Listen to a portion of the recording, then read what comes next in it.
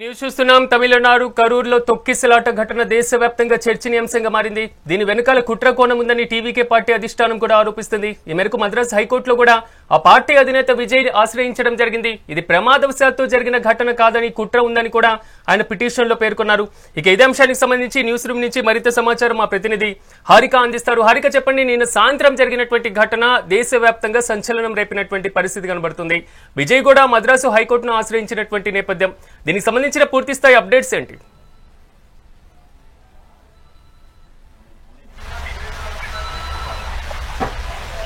సిరాజ్, ప్రస్తుతం ఈ ఘటన దేశవ్యాప్తంగా సంచలనం రేపిందని చెప్పుకోవాలి. ముఖ్యంగా ఈ టీవీకే రోడ్ షో ఏదైతే ఉందో, విజయ్ రావాల్సిన టైంలో రాకపోవడం వల్లనే ఇంత దారుణం జరిగింది అని చెప్పి ఆరోపణలు వినిపిస్తున్నాయి. ముఖ్యంగా ఏదైతే ఇప్పుడు డిఎంకే పార్టీ కావచ్చు, ఇటు కావాలని కొన్ని క్రియేట్ చేస్తుంది, కావాలనే ఒక పక్క తిరిగిలో కూడా మనం చూసాము, కరెంట్ కట్ చేయడం, మైక్ కట్ చేయడం ఇలాంటివి చేసింది అని చెప్పేసి ఇలాంటి ఆరోపణలు వినిపిస్తున్నాయి.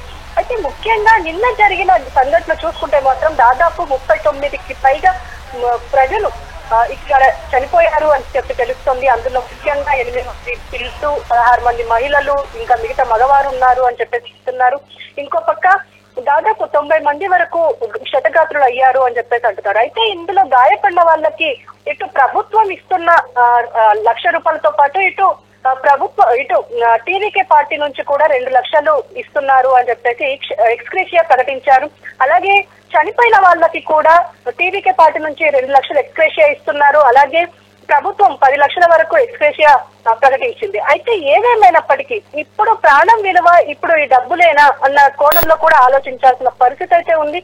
ఎందుకంటే దాదాపు ఇప్పుడు ప్రజలు అక్కడికి వెళ్ళడం అంటే తన అభిమాన నటుడో లేకపోతే తన అభిమాన రాజకీయ నాయకుడు వచ్చారు అని చెప్పేసి దాదాపు అంటే అక్కడ కరూరులో జరిగిన ఆ సంఘటన ఏదైతే ఉందో అందులో ముఖ్యంగా 10,000కు పైగా వస్తారు అని చెప్పేసి ఎక్స్పెక్టెడ్ ఉంది అని చెప్పేసి అంటున్నారు. కానీ అక్కడ దాదాపు 50,000 దగ్గర దాకా వచ్చారు అని చెప్పేసి ఇది వినిపిస్తున్న కోణం. అయితే అసలు ఏం జరిగింది, అసలు ఎవరి లోపం ఇక్కడ, లా అండ్ ఆర్డర్ దెబ్బతిన్నదా లేకపోతే ప్రభుత్వం నిర్ణయాలు తీసుకోవడంలో దెబ్బతిన్నదా అని చెప్పేసి ఆలోచించాల్సిన పరిస్థితి అయితే ఉంది. అయితే ఇక్కడ టీవీకే ఆర్గనైజర్స్ మీద కూడా ఇప్పుడు పూర్తి బాధ్యత అయితే వేస్తుంది. అయితే ముఖ్యంగా ఆర్గనైజర్స్ ఇది జనరల్ గా చూసుకోవాలి, అసలు ఎంతమంది వచ్చే అవకాశం ఉంది, లేకపోతే వచ్చిన వాళ్ళని ఎలా మొబిలైజ్ చేయడమే కాకుండా వాళ్ళని ఎలా ఆర్గనైజ్ చేయాలి అన్న ఆలోచనలు ప్రస్తుతం టీవీకే ఉండాలి. కానీ టీవీకే కూడా పక్కకు జరిగిపోయింది ఆర్గనైజర్స్ అని చెప్పేసి కూడా మాట్లాడుతున్నారు. అయితే ఇక్కడ మరి విజయ్ అంటే ఇప్పుడు ప్రస్తుతం ప్రభుత్వంలో ఉన్న సీఎం కావచ్చు, డిప్యూటీ సీఎం కావచ్చు, మిగతా నేతలు కావచ్చు, క్షతగాత్రుల్ని అలాగే బాధిత కుటుంబాల్ని కలిసే ప్రయత్నాలు చేస్తున్నారు, కలిశారు, మాట్లాడారు, వాళ్ళకి డబ్బులు అంటే ఎక్స్గ్రేషియా ప్రకటించారు. కానీ టీవీకే అధినేత విజయ్ ఎందుకు రాలేదు అని చెప్పేసి మాట్లాడుతున్నారు. అయితే ఇక్కడ 2 కోణాలు ఉన్నాయి. భయపడి బయటికి రావడం లేదు అన్న కోణం ఒకటి ఉంది. మళ్ళీ వెళ్తే ఎక్కడ మళ్ళీ ప్రజలు ఒక దగ్గరికి అయ్యి మళ్ళీ తనతో సెల్ఫీల కోసమో లేకపోతే ఇబ్బంది పడే అవకాశం ఉంటుంది అని చెప్పేసి ఇలాంటి వాదనలు అయితే వినిపిస్తున్నాయి. అయితే ముఖ్యంగా అతను ఏదైతే ఇప్పుడు అధినేత విజయ్ రాకపోవడమే కరెక్ట్ అని చెప్పేసి చాలా మంది నిపుణులు మాట్లాడుతున్న విషయం. ఎందుకంటే ఆల్రెడీ ఆయన ట్విట్టర్ ద్వారా అంటే ఈ సంఘటన జరగడం వెనక తన ఆవేదన వ్యక్తం చేస్తూ అలాగే ఇప్పుడు ఉన్న అంటే ఆయన దగ్గర ఉన్న సోర్సెస్ అన్నింటినీ వాడే ప్రయత్నం అయితే చేస్తున్నారు. అయితే ఇక్కడ మనం ముఖ్యంగా మాట్లాడుకోవాల్సింది ఏంటి అంటే ఇప్పుడు ప్రస్తుతం ఈ స్టాంపేడ్ జరగడానికి గల కారణాలు మాత్రం ఖచ్చితంగా అధికారంలో ఉన్న వాళ్ళు లేకపోతే మిగతా వాళ్ళు ఈ యొక్క కాన్స్పిరసీ ఉపయోగించారు అని చెప్పేసి అంటున్నారు. ఎందుకంటే మనం కొన్ని వీడియోల్లో చూస్తే రాళ్లు దుయ్యడం అలాగే చెప్పులు దుయ్యడం లాంటివి జరిగింది. అలాగే పోలీసులు కూడా లాఠీ చార్జ్ చేయడం వల్లనే ఈ దారుణం జరిగింది అని చెప్పి ఇటు ఒక పక్క ఇటు టీవీకే ఆర్గనైజర్స్ కావచ్చు, టీవీకే నేతలు కావచ్చు చెప్తున్న విషయం. దీనికి సంబంధించి మద్రాస్ హైకోర్టుని ఆశ్రయించింది టీవీకే.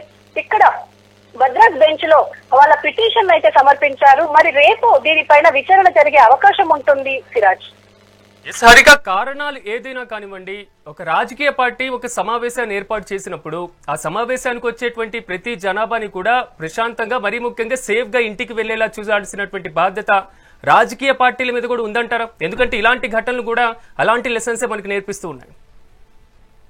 మనం ఈ ఇయర్ మొత్తానికి చూసుకుంటే లాస్ట్ ఇయర్ తోని ఇయర్ వరకు చూసుకుంటే స్టాంపెళ్లు దాదాపు 12 వరకు స్టాంపెళ్లు జరిగాయి. ఈ మన తిరుపతి కావచ్చు, ఇట్లా స్టార్లది కావచ్చు, ఆర్సీబీ కావచ్చు, ఇలా దాదాపు 12 స్టాంపెళ్లు జరిగాయి. అక్కడ చనిపోయింది మాత్రం అమాయక ప్రజలే. ఎవరైతే తన అభిమాన నటుల్లో లేకపోతే వాళ్ళు కొలుచుకునే భక్తుల్లో దేవుళ్ళో చూడడానికి వెళ్లి అక్కడ ప్రాణాలు కోల్పోతున్నారు. ఇప్పుడు మనం ఏదైతే ఇప్పుడు అనుకుంటున్నామో, ఇప్పుడు రాజకీయాల మీద కావచ్చు, వాళ్ళ స్టార్ల మీద కావచ్చు, ఇప్పుడు అందరి మీద దీనికి ఖచ్చితంగా బాధ్యత ఉంటుంది. ఎందుకంటే ముఖ్యంగా ఇప్పుడు వాళ్ళని చూడటానికే దాదాపు అంటే 5,000 అంటే 10,000 మంది నుంచి 50,000 మంది వరకు అక్కడ జమ అయిందో అంటే డెఫినెట్ గా ఇప్పుడు ఆర్గనైజర్స్ మీద కాదు, అలాగే వచ్చిన స్టార్ కావచ్చు, రాజకీయ నాయకులు కావచ్చు, వాళ్ళ మీద కూడా ఖచ్చితంగా బాధ్యత ఉంటుంది. ఇక్కడ విజయ్ కూడా తప్పు ఉందన్నట్టుగా చాలా మంది మాట్లాడుతున్నారు. అయితే తప్పు ఎలాంటిది అని అంటే, ఆల్రెడీ అక్కడ తొక్కిసలాట జరుగుతుంది అన్న కోణంలో ఆలోచించి కొద్దిసేపు ఒక 2 నిమిషాలు ఆపేసి అంబులెన్స్ ని పిలిచారు. అంబులెన్స్ వస్తున్న సమయంలో కూడా దానికి దారివ్వండి అని చెప్పేసి చెప్తూనే మళ్ళీ ఆయన ప్రసంగం మొదలు పెట్టారు, ప్రసంగం కంటిన్యూ చేశారు అని చెప్పేసి ఇది వినిపిస్తుంది. అంటే మరి ప్రసంగం కొనసాగించాల్సిన అవసరం ఏముంది అంటే, మనం రీసెంట్ గా మనం చూసాము దేవర ఈవెంట్ నోటలో జరుగుతున్న సమయంలో అంటే ఎక్స్పెక్టెడ్ కంటే ఎక్కువ మంది రావడం, ఎక్కువ జనాభా వస్తున్నారు అని చెప్పేసి పోలీసులు ఆ ఈవెంట్ ని క్యాన్సిల్ చేశారు. మరి అలా ఈవెంట్ ని క్యాన్సిల్ చేయొచ్చు కదా. దాదాపు 6 గంటల వరకు వేచి చూసి వచ్చారు విజయ్. మరి ఆ 6 గంటల సమయంలో ఇంతమంది మొబిలైజ్ అయ్యారు అని చెప్పేసి విజయ్ కి తెలిసినప్పుడు ఈ ఈవెంట్ ని క్యాన్సిల్ చేయాల్సి ఉండేది. కానీ తన రాజకీయ బలం కోసం, తన బలం ఇంత అని చెప్పి చూపించుకోవడం కోసమే ఇదంతా కంటిన్యూ చేశారు అని చెప్పేసి ఇప్పుడు విజయ్ మీద వస్తున్న ఆరోపణలు. సిరాజ్ సారిక మొత్తం మీద విజయ్ గారు కోరుతూ ఉన్నారు సిబిఐ ఎంక్వైరీకి సంబంధించి. తమిళనాడు ప్రభుత్వం సిబిఐని ఆహ్వానించేటువంటి ఛాన్సెస్ ఏమైనా కనబడుతున్నాయా? ఇదైతే జరిగే విషయం కాదు. ఎందుకంటే ఇప్పటికే సిబిఐకి చాలా వ్యతిరేకత ఉంది. ఎందుకంటే మనం ఇంతకు ముందు కూడా చూసాం, రాహుల్ గాంధీ కూడా సిబిఐ అనేది ఇటు మోదీ తొత్తులాగా పనిచేసే ఒక సంస్థగానే చూస్తున్నారు తప్ప ఖచ్చితంగా ఇప్పుడు అంటే ఇప్పుడు తమిళనాడులో ఈ సిబిఐ ఎంటర్ అయ్యి దీని మీద విచారణ జరిపేంత స్థాయి అయితే అంటే సిచ్యువేషన్స్ అయితే కనిపించడం లేదు. మరి మేబీ వచ్చే అవకాశం ఉందా లేదా అనేది చూడాలి. ఎందుకంటే ఇప్పుడు విజయ్ కూడా ఇటు బీజేపీకి కావచ్చు, ఏ పార్టీకి సంబంధం లేకుండా దాదాపు ఇప్పుడు జరగబోయే ఈ అసెంబ్లీ ఎన్నికల్లో ఒంటరిగా పోరాటం చేస్తారు అన్నారు.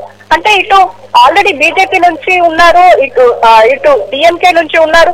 కాబట్టి వీళ్ళందరినీ కాదని ఇలా ఒక్కరిగానే వెళ్తాను అని చెప్పేసి అంటున్నారు. అసలు ఎవరితో పొత్తులు లేవు అని అంటున్నారు, ఎవరితో పోల్చుకోవట్లేదు. కాబట్టి ఇప్పుడు మోదీని కావచ్చు, లేకపోతే కేంద్ర ప్రభుత్వాన్ని కావచ్చు ఆయన ఆశ్రయించే అవకాశం ఉంది లేదా చూడాలి. మద్రాస్ హైకోర్టులో ఈ పిటిషన్ ఉంది. మరి దీని తర్వాత అంటే ఆల్రెడీ మనం చూసాము, ఇంతకు ముందు కూడా తిరుచిలో జరిగినప్పుడు కూడా ఇదే సిచ్యువేషన్. దాదాపు 6 చనిపోయారు. అప్పుడే వీళ్ళు ఒక లెటర్ రాసుకున్నారు, అంటే ఒక నియమాల పత్రం రాసుకున్నారు. ఎవరైతే చిన్నపిల్లలు కావచ్చు, వృద్ధులు కావచ్చు, గర్భిణీ స్త్రీలు కావచ్చు ఇలాంటి బహిరంగ సభలకు రావద్దు అని చెప్పేసి రాసుకున్నారు. మరి రాసుకున్న తర్వాత అంటే ఈ నియమాల పత్రం ఉన్న తర్వాత కూడా ఇంతమంది పోగయ్యారు. అందులో చిన్నారులు ఉన్నారు, మహిళలు ఉన్నారు. మరి ఇప్పుడు ఏమైంది? మరి వీళ్ళ నియమాలు ఏమైనా దాదాపు 10 నియమాలు రాసుకున్నప్పుడు ఆ 10 నియమాల్లో ఒక్క నియమం కూడా కరెక్ట్ గా పోలేదు. కాబట్టి వీళ్ళ మీద ఇప్పుడు టీవీకే పార్టీ మీద ఖచ్చితంగా వ్యతిరేకత వచ్చే అవకాశం ఉంది అని చెప్పేసి చాలా మంది మాట్లాడుకుంటున్నారు. ఎందుకంటే ఒక పక్క స్టార్ హీరో, ఇంకో పక్క కొత్తగా పార్టీ పెట్టారు.